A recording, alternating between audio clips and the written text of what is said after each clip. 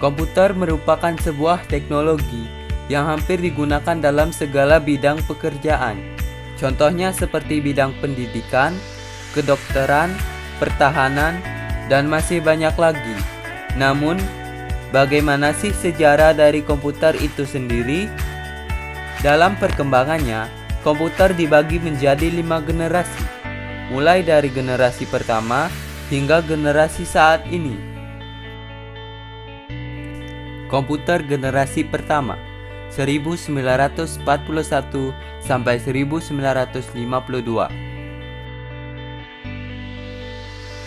Komputer generasi pertama masih menggunakan bentuk vakum, belum memiliki bahasa pemrograman, sangat boros serta masih menggunakan teknologi uap.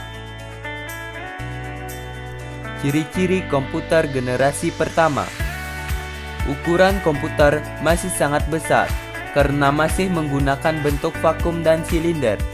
Boros energi listrik, belum mengenal bahasa pemrograman. Penyimpanan kecil, daya listrik yang besar, kode mesin yang rumit dan sulit dipahami. Komputer generasi kedua 1952 sampai 1958.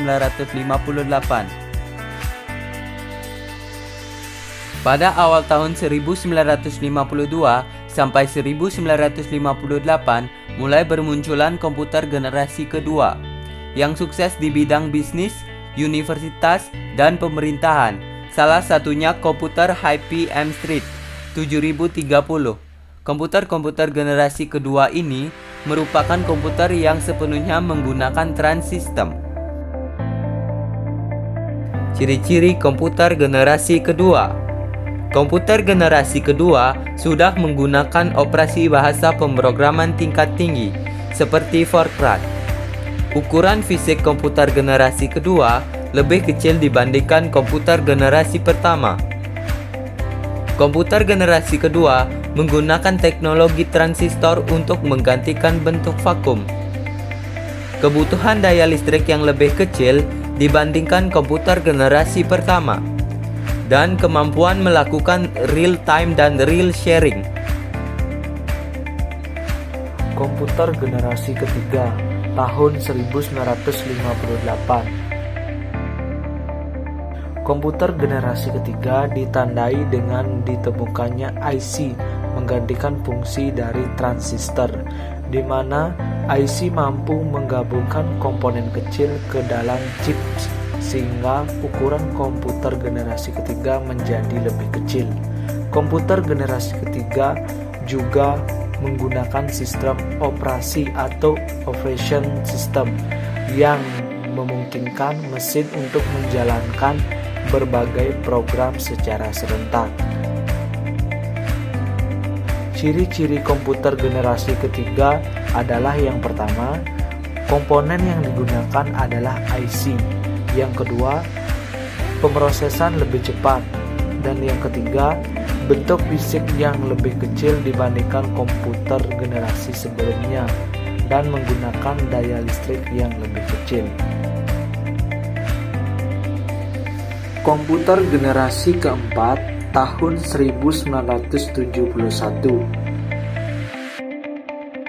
Komputer generasi keempat membawa kemajuan pada IC dengan meletakkan seluruh komponen seperti sentral, konsensiani, memori, dan kendali output atau input ke dalam chip yang sangat kecil.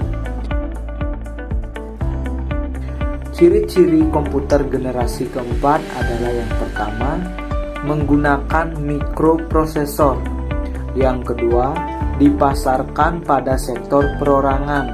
Dan yang ketiga, kekuatan pemrosesan yang cepat dengan konsumsi daya yang lebih kecil.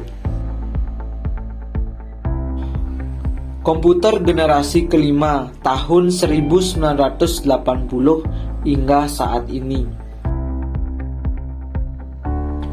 Komputer generasi kelima merupakan komputer yang menggunakan ULSI sebagai mikroprosesornya. Komputer generasi kelima dilahirkan pada tahun 1980 hingga saat ini. Komputer generasi kelima juga memanfaatkan parallel processing dan artificial intelligence secara penuh.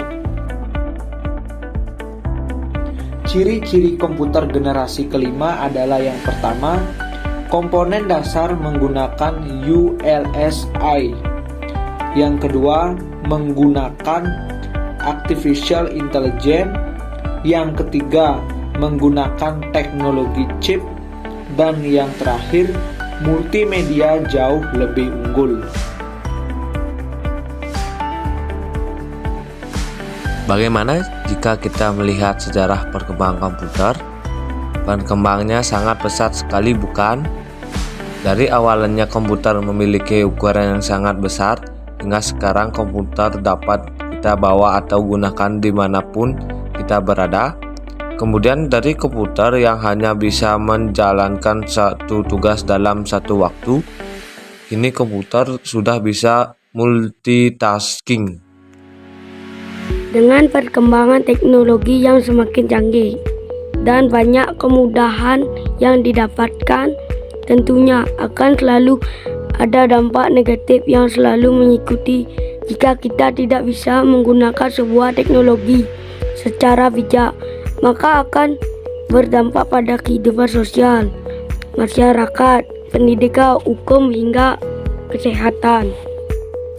Dengan berkembangnya teknologi yang semakin cepat, kita manusia sebagai brainware harus ikut berkembang juga dari segi ilmu hingga etika saat menggunakan sebuah teknologi. Sehingga bukan hanya teknologi yang melampaui kita, tapi kitalah yang harus mampu memanfaatkan teknologi untuk menjadi solusi bagi diri kita sendiri dan orang lain.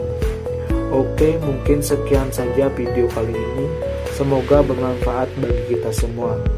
Terima kasih.